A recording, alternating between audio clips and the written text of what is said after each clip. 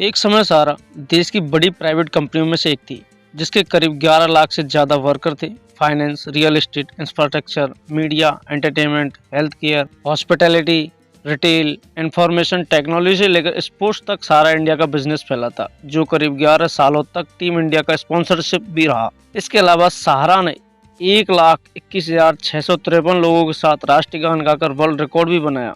इसके बाद फिर भी आखिर क्यों खत्म हो गया सहारा का साम्राज्य? तो आइए जानते हैं इसके बारे में पूरी हिस्ट्री को।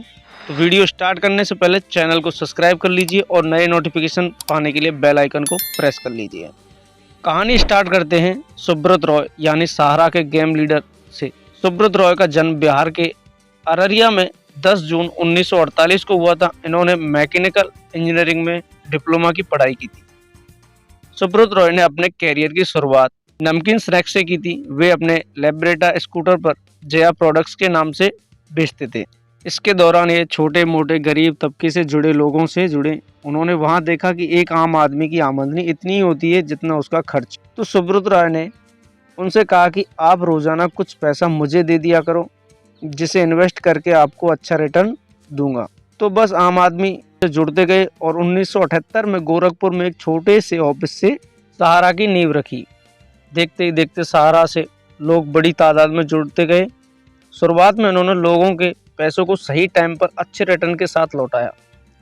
फिर वही लोग इनके एजेंट भी बन गए। बस अब क्या था, सहारा के पास पैसा आता गया और सहारा का एम्पायर भी बढ़ता गया। सुब्रत रॉय गरीबों की मदद भी किया करते थे, तो ये और भी पॉपुलर हो गए। लोग इनसे जुड़ते गए। इसके बाद इन्होंने एयरलाइंस में भी अपना हाथ आजमाया और 1991 में एयर सहारा की स्थापना कर डाली और 1993 के अंत में इसकी उड़ानें शुरू हो गई थी और इसके बाद सहारा के एम्पायर में भी पंख लग गए।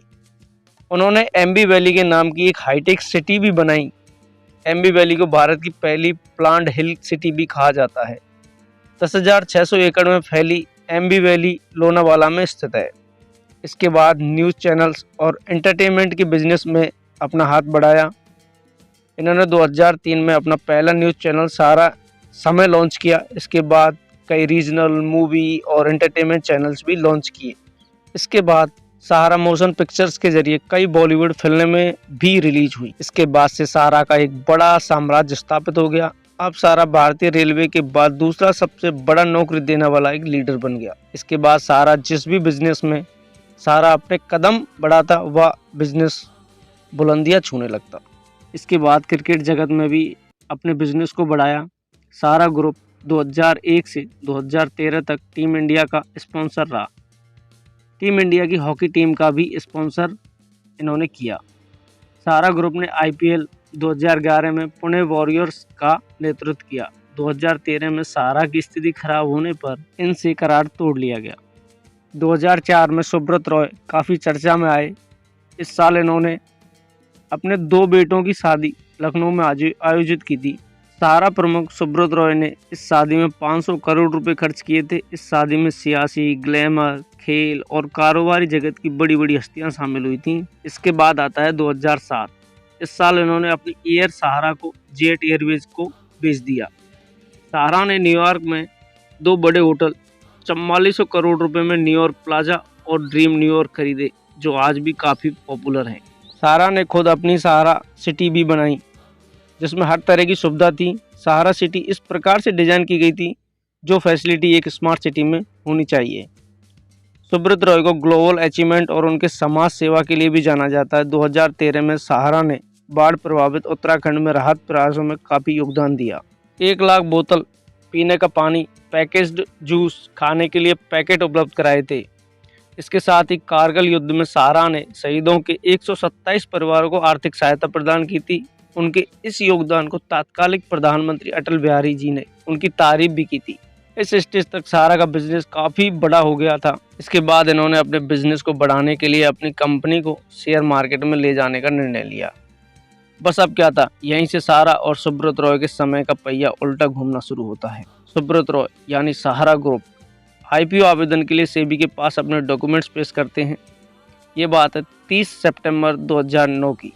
सहारा ग्रुप की कंपनी प्राइम सिटी ने IPO के लिए सेबी के पास DRHP दायर किया, यानी कि draft read hearing prospectus. DRPH के एनालिसिस में सेबी को दो कंपनी रियल एस्टेट और हाउसिंग की फंड जुटाने की प्रोसेस में कुछ कमी मिली।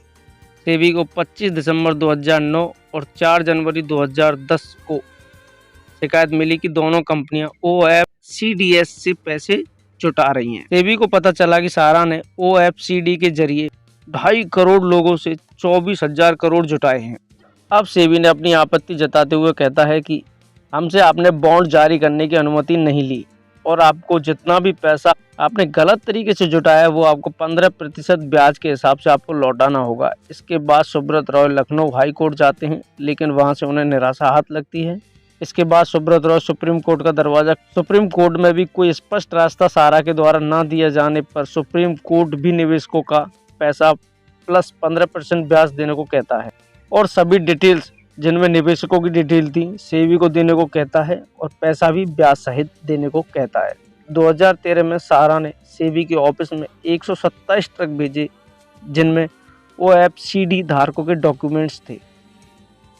सुप्रीम कोर्ट के इस फैसले के मुताबिक सहारा ग्रुप को 3 किस्तों में पेमेंट करना था, लेकिन सहारा ने अपनी पहली किस्त 5120 करोड़ रुपए ही जमा की, बाद में एक भी पैसा जमा नहीं किया। इसके बाद सहारा ने दावा किया कि वह पहले ही 90% से ज़्यादा निवेशकों को पेमेंट कर चुका है। इसे साबित करने के लिए सुप्रीम कोर्ट ने सबूत भी मांगी, लेकिन सहारा सबूत नहीं दे पाई। इसके बाद सहारा इंडिया के बैंक खातों को फ्रीज करना शुरू कर दिया और अप्रैल 2013 में सेबी ने सहारा प्राइम सिटी के IPO की फाइल भी बंद कर दी।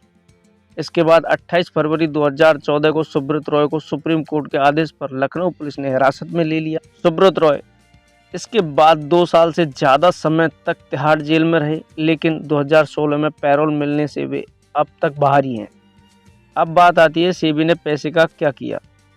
सेबी के पास 2.5 करोड़ निवेशकों में से केवल 4600 निवेशक ही पैसे का दावा करने आ गया है। आखिर में पॉइंट की बात आती है कि निवेशकों को उनका पैसा कब तक मिलेगा और कैसे मिलेगा। सहारा के रियल एस्टेट और हाउसिंग कंपनियों के निवेशकों को ही पैसा लौटाया जा रहा है। सहारा ने रियल एस्टेट के 232 लाख निवेशकों से 19,400 करोड़ रुपए जमा कराए थे, जबकि सहारा हाउसिंग के इन्वेस्टमेंट के जरिए 75 लाख निवेशकों से 6,380 करोड़ जमा कराए थे, लेकिन 25,781 करोड़ की मूल राशि के बदले रिफंड अकाउंट में सिर्फ 15,503 करोड़ इकट्ठा हुए हैं। अब बात यह है कि सेबी के पास रिफंड के लिए केवल 19,644 ही आवेदन आए और उनकी कुल मूल राशि 81.70 करोड़ की है। अब सेबी ने तो 17,526 बॉन्ड होल्डर्स के 138.07 करोड़ यानी कि 70 करोड़ मूल और ब्याज के 67 करोड़ रिफंड कर दिए और बाकी के फॉर्म मैच न होने के कारण रिजेक्ट कर दिए गए। अब मुद्दे की बात है कि सुप्रीम कोर्ट इसमें अपना क्या निर्णय देता है, क्योंकि सेबी तो सुप्रीम कोर्ट के आदेशानुसार पैसे का रिफंड करेगा, लेकिन गौर करने की बात है कि क्या निवेशक इन 2 ही कंपनियों में फंसे हैं? जी नहीं, पूरा सहारा का साम्राज्य हिल चुका है, तो बाकी कंपनियों में भी तो पैसे फंसे हुए हैं।